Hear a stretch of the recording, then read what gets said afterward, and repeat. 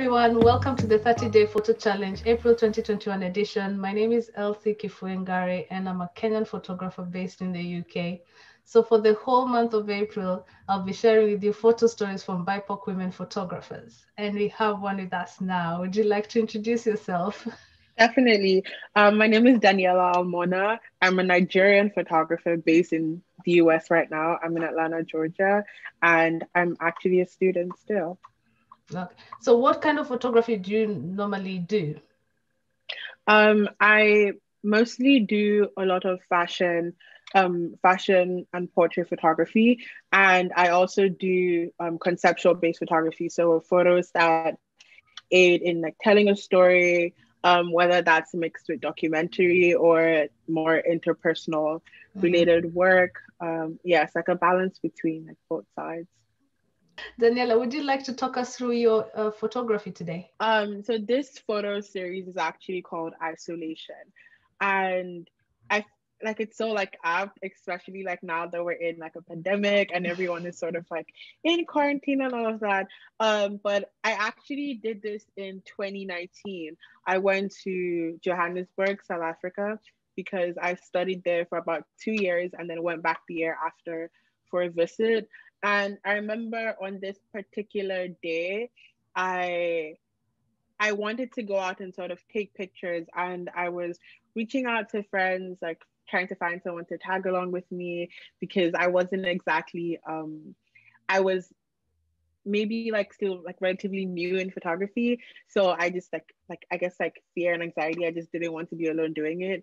But all my friends, like everyone was busy, as usual, everyone was busy, and I had to like go out and do this on my own. It was so scary, but it was actually pretty exciting. And I took a couple of pictures, and when I was looking through them, I was sort of drawn to the ones that had like only one person in the frame, or like one person that seemed to be isolated from everything.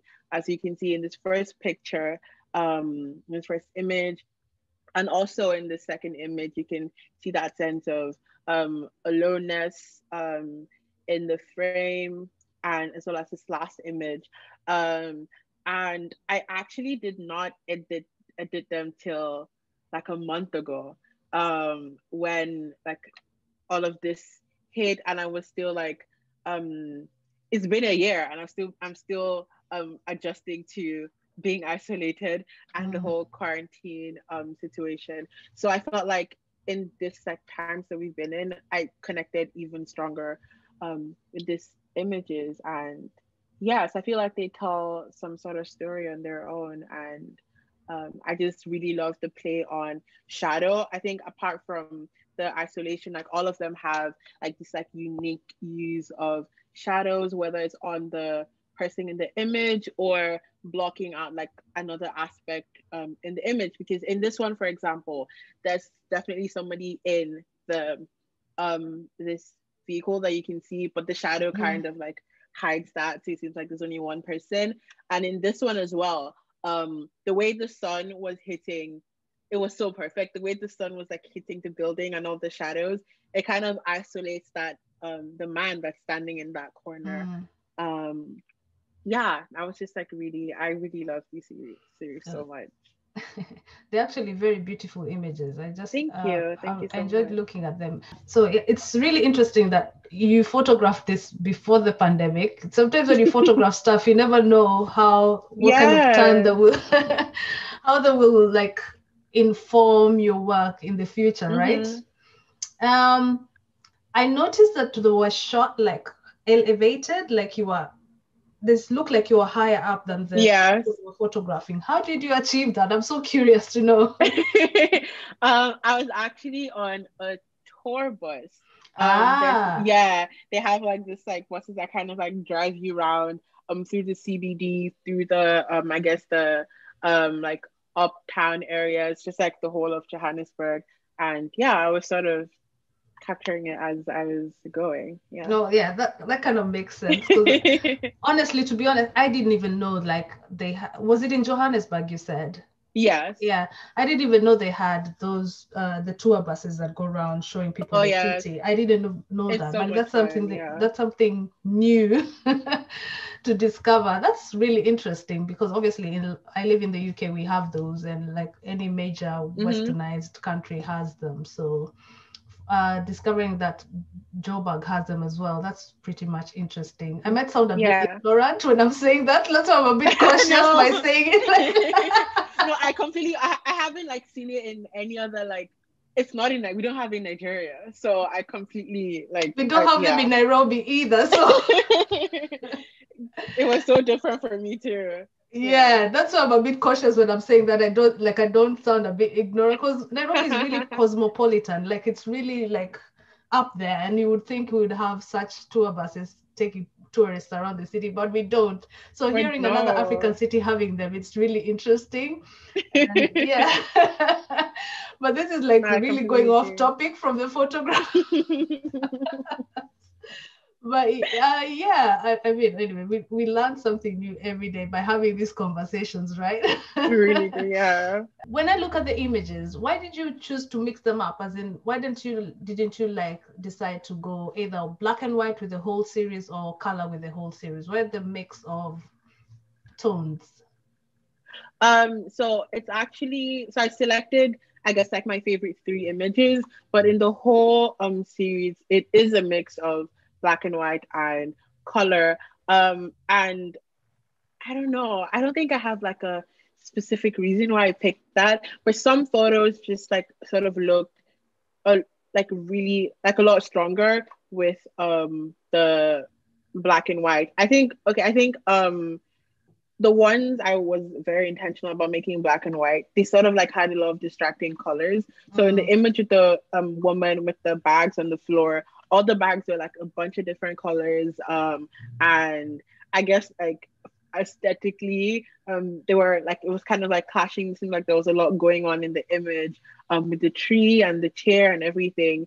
So making it black and white just seemed like a lot stronger. And then the ones that were in color, the all the colors seemed very like unified, like either like mm. reds and yellows and browns or yeah. Yeah, that kind of makes sense, because sometimes people, I certainly also struggle with some aspect of photography where I prefer something in color, and sometimes I prefer it in black and white, but I Mm-hmm. prefer them in both, but you can't show both. Like So sometimes when I did a picture, like I put the colored one and the black and white one on my screen. I'm like, which one do I go with? Yeah. yeah, and it gets so confusing, and Mm-hmm. I guess that's why I think even sometimes that's why people put them out there and say, which one do you prefer, A or B? You let other people choose it for you, right? I agree because you like both and you don't know which one to go with. Yeah. Yeah, but I totally get your answer. Like, if it's too distracting, black and white is definitely the way to go. But at the same time, if you like the colors and the colors make the picture what it is and it Mm-hmm. works, then that's also a way to go. I love the photograph with a shadow, with a huge building shadow, and then the man is slightly isolated. Yeah. That I think Thank was one of my you. favorites, to be honest, from the Thank series, because there's you. something about it, like definitely speaks about isolation. Is this like a series of images more than, obviously there's more than three that you've done, right? Yeah. How do you Yeah. see how do you see this kind of photography going with this particular project? Do you see it like probably exhibiting or probably making a zine or a book with it? Or how do you see it like, and put it in quotes, finalized? Because sometimes projects don't end, but sometimes No, you want to really, see like a really. product from it, right? Like an end Yes, product yes. from it. So how do you see it? I'm trying to work on, and this is actually the first time I'm talking about the project. I don't think I've actually ever like talked about the project.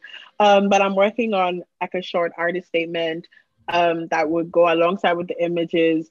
And like I said, I just finished editing them like about a month ago. And yeah, I would love to see it in like an exhibition.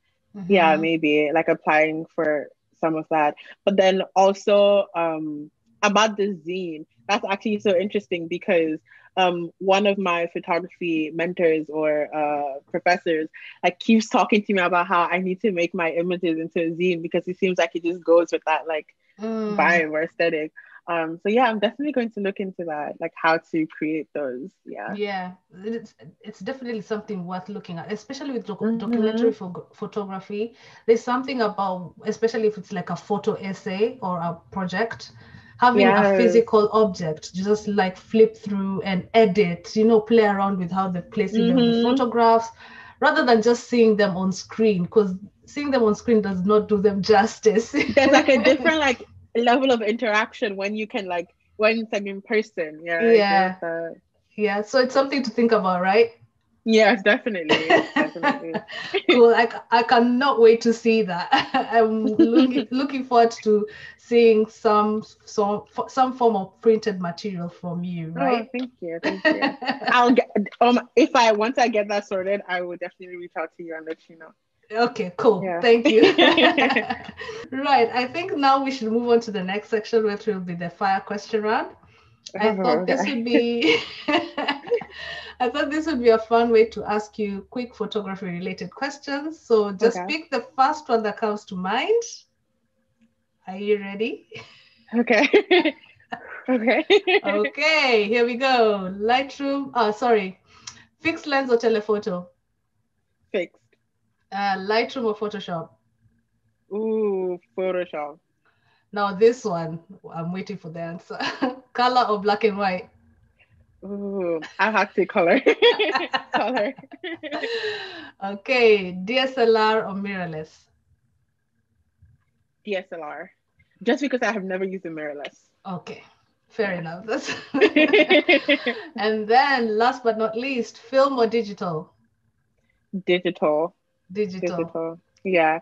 I'm actually taking a film class in late March. So Mhm. I'm scared. Let's see how that I'll see how that goes because I'm so used to digital. I've Yeah. never done film. Yeah, it is scary at first, but once you get into it, it is so much fun. It is Yes. frustrating.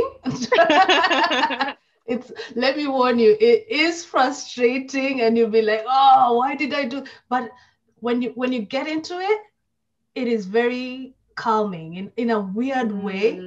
It is Mm. very calming and it teaches you some sort of patience that you never think you had. So yeah, just go Oh. into it with an open mind and be ready to be surprised and disappointed at the same time. It's with film, it's like a roller coaster of emotions. But Oh. it's honestly, you'll take so much away from it, and you'll enjoy the experience. Have you always shot in film or you've done both? I've done both. Oh, which one would you prefer? Depending on the situation, and honestly, if I had money to splash, I would go film because I want a studio to like and a dark room to print and to buy chemicals and Yes. do all that stuff. But it's so expensive. So Oh, mm-hmm. yeah, but yeah, I would shoot film all day, every day. But with digital, it's nice and easy. At least you can have a look back at the photographs and edit. Yeah. But yeah, I think a bit of both, to be honest. So with film, is it just one shot and like that's it? Is that like Yeah, how it is with film? Oh, okay. yeah. Oh. That's why I'm saying the patience part. You have to really think about, because don't forget a roll of film, the like a 35 mil roll of film has 36 exposures, and that's all you get. Mm. Yeah, that's all you only get 36 frames. And if you're not careful, you might lose some of those frames because Yeah. if you don't if you don't wind the camera up properly, when you're like if it black and white mostly is when you'll be taught how to develop it yourself in comparison to color, because color is a Mm-hmm. bit difficult. But even with black and white, even if you don't wind it properly in the spool when you're developing it, you might lose another set of frames. So you might end up with Wow. less. Yeah. So Okay, I get the frustration now. I see yes, where that comes from. yes. But it's so much fun. It is so much fun. You will definitely enjoy it. You will definitely enjoy it. Okay. Anyway, when you do your module, come back and let me know. give me your feedback. Of course. And tell me, you were so right. You were totally wrong. No, I'm not doing film anymore. I'm sticking to digital. Never again. Never again. But I'll let you know. You know. Cool. Anyway, thank you so much, Daniella, for showing us your amazing work. Please be sure to follow Daniella. I'll leave all her details in the description bar below. So until next time, see you later. Bye.